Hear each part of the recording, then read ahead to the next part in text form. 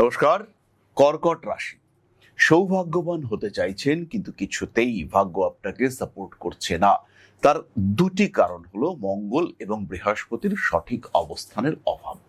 জন্মকুণ্ডলিতে যদি মঙ্গল এবং বৃহস্পতি সংযোগ থাকে, কর্কট আপনার রাশি বা লগ্ন হয়ে থাকে, ধনযোগ আপনার সৃষ্টি হচ্ছে, টাকা পয়সা আপনার আসবে। মোটামুটি অর্থের সঙ্গে সম্পর্ক যুক্ত কোনো একটি রাশিতে যদি মঙ্গল এবং বৃহস্পতির সহাবস্থান দেখতে পাওয়া যায়, যদি মঙ্গল এবং শনির সহাবস্থান দেখতে পাওয়া যায়, অর্থনৈতিক দিক থেকে আপনার উন্নতি হবেই, অর্থ ভাগ্য আপনার ভালো হবেই। যদি আপনার জন্মকুণ্ডলিতে মঙ্গল এবং শুক্র তারা একটু শুভ স্থানে অবস্থান করে। এবার প্রশ্ন হলো, শুভ স্থান কি? মঙ্গল এবং শনি এদের সংযোগ রয়েছে, এই কম্বিনেশন পজিটিভ না নেগেটিভ কি করে বুঝবেন এদের নাড়ি টিপে। নাড়ি কোথায় রয়েছে? নাড়ি রয়েছে নক্ষত্রের সঙ্গে কানেক্টেড, নাক্ষত্রিক অবস্থান, এই দিকে আপনাকে নজর দিতে হবে। মঙ্গল এবং শুক্র কানেক্টেড হয়ে রয়েছে, হয়তো হস্তা নক্ষত্রে অবস্থান করে রয়েছে, এবং চন্দ্র সে সক্ষেত্রী হয়ে রয়েছে, কর্কটেই চন্দ্র অবস্থান করে রয়েছে, ডেভেলপমেন্ট হবে।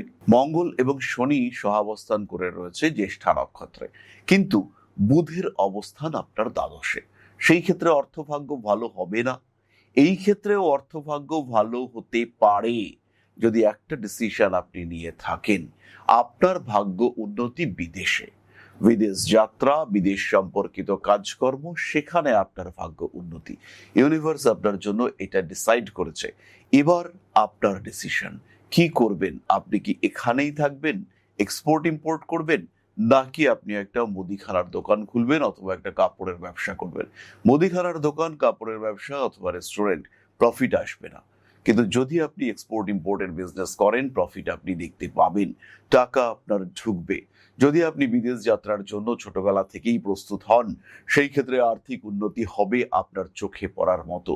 জীবনে আপনার এই আর্থিক উন্নতি সেটা হবে অদম্য, টাকা পয়সা আসবেই, ফিনান্সিয়াল ডেভেলপমেন্ট হবেই। জন্মকুণ্ডলিতে মঙ্গল শুক্র সংযোগ রয়েছে, তাদের নক্ষত্র অধিপতি একটি উপচার স্থানে 3, 6, 10, 11-তে অবস্থান করে রয়েছে।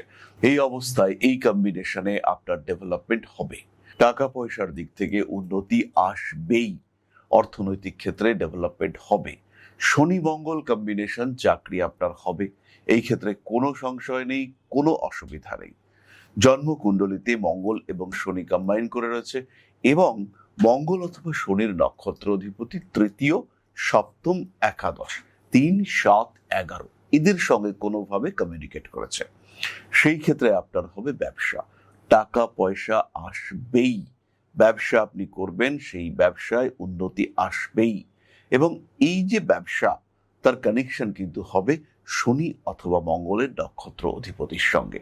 এবার কে বেশি প্রমিনেন্ট, কে আপনার অর্থভাগ্যের সঙ্গে সরাসরি কানেক্ট করছে, তাকে দেখতে হবে। এই প্রসঙ্গে আপনাকে সাহায্য করবেন আপনার জ্যোতিষ বন্ধু। ডিসিশন মেকিং, সিদ্ধান্ত যাই হোক না কেন, সেখানে your astrologer may guide you through astrological analysis, অর্থাৎ জ্যোতিষের মাধ্যমে আপনাকে গাইড করা।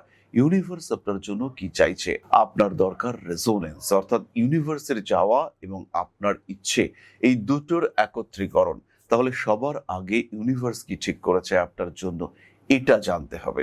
আর যখন এটা আপনি উপলব্ধি করতে পারবেন, এটা কিন্তু কম বয়সেই করতে হবে। 55 বছর বয়সে এসে আপনি রিয়ালাইজ করলেন আপনি একজন সিম্পল অ্যাকাউন্টেন্ট, এবং আপনার ক্রিয়েটিভিটি সমস্তটাই চাপা পড়ে গেছে, বিভিন্ন দিক থেকে অর্থের জালে আপনি জর্জরিত, আপনার আয় হচ্ছে মাত্র 20,000 টাকা, এই টাকা দিয়ে সংসার চালাতে আপনি জরাজীর্ণ হয়ে পড়ছেন।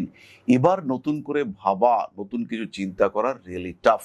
কিন্তু এই সময়টা যদি 53, 54 না হয়ে 23 বছর, 25 বছর হয়, তাহলে আপনার হাতে কিন্তু অখণ্ড অবসর রয়েছে।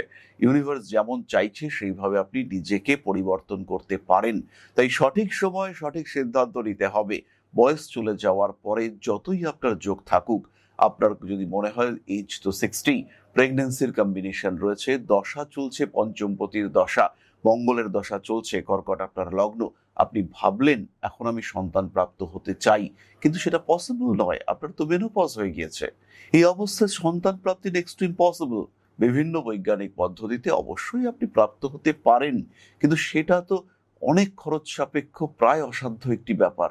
সুতরাং যে সময় যে বিষয়টি করণীয় সেটা সেই সময় করতে হবে, আর সেই সময় প্রপার গাইডেন্স আপনাকে হেল্প করবে। জ্যোতিষ বন্ধুর পরামর্শ অবশ্যই গ্রহণ করবেন। ভালো থাকবেন, নমস্কার। ॐ अकारादि पञ्चाशद्वर्णेभ्यो स्वाहा। ॐ प्रतिपादादि तिथिभ्यो स्वाहा। ॐ कृष्णपक्षाय स्वाहा। ॐ शुक्लपक्षाय स्वाहा। ॐ अमावास्याय स्वाहा। ॐ पूर्णिमाय स्वाहा।